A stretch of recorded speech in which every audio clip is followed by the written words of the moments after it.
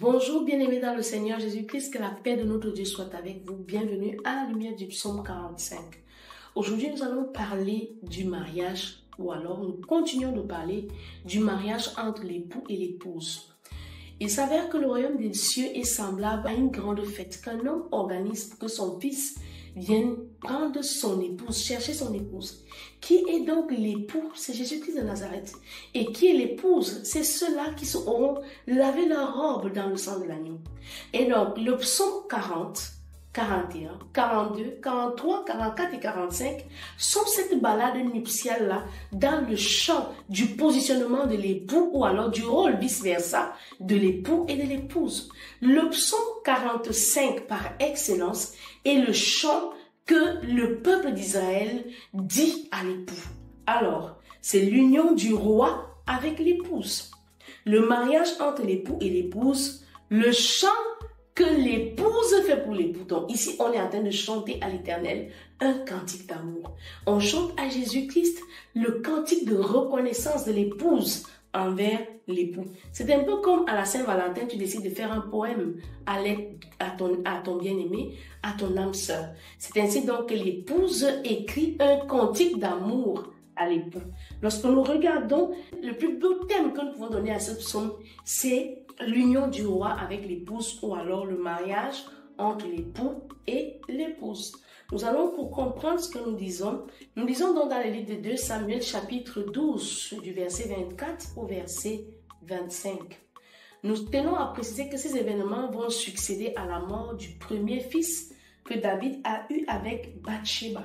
Nous savons que l'adultère de David, du roi David, a été sévèrement puni par l'Éternel. Et ce qui lui a valu la mort du premier enfant qu'il a eu avec Bathsheba. Et donc, lors de la restauration, le Seigneur vient avec un deuxième garçon qui s'appelle Salomon. Et les événements que nous allons lire se sont déroulés à la naissance du roi Salomon. Et nous savons que le roi Salomon est pour David un fils bien-aimé, tout comme Jésus-Christ est pour Dieu le fils bien-aimé.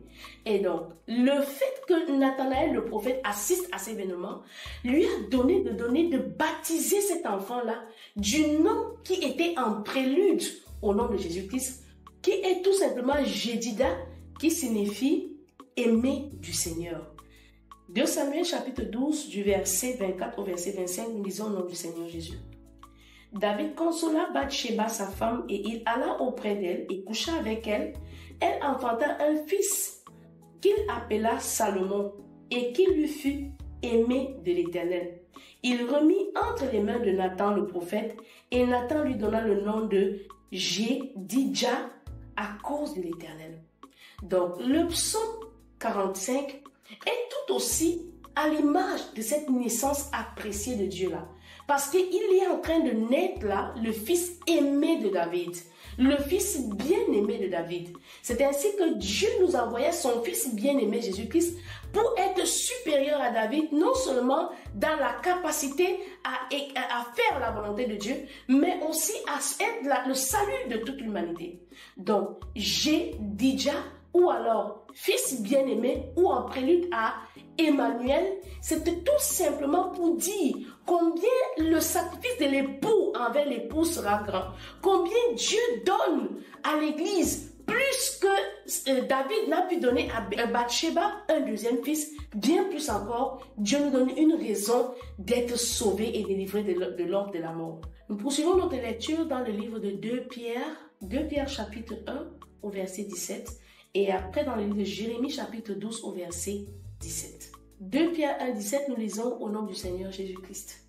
Car il a reçu de Dieu le Père honneur et gloire, quand la gloire magnifique lui fit entendre une voix qui disait « Celui-ci est mon fils bien-aimé, en qui j'ai mis toute mon affection. » On a donc là, à la lumière du psaume 45, la préfiguration de la naissance de Salomon qui annonçait celle du Seigneur Jésus-Christ. C'est pourquoi Nathanaël peut lui donner, en plus de son nom Salomon, il l'appelle Jédidja. Jérémie chapitre 12 verset 7, nous lisons au nom du Seigneur Jésus. J'ai abandonné ma maison, j'ai délaissé mon héritage, j'ai livré l'objet de mon amour aux mains de ses ennemis. Donc, le fils bien-aimé de Dieu ne vient pas seulement être pour nous un fils qui est donné du Père, mais aussi la rançon, la raison pour laquelle aujourd'hui nous sommes héritiers du salut. Ou alors co-héritiers en Jésus-Christ par l'œuvre merveilleuse qui est accomplie sur la croix et de son témoignage que Dieu fait à son Fils en le ressuscitant d'entre les morts. Donc Dieu n'est plus simplement un Fils bien-aimé, mais aussi un vaillant qui sauve.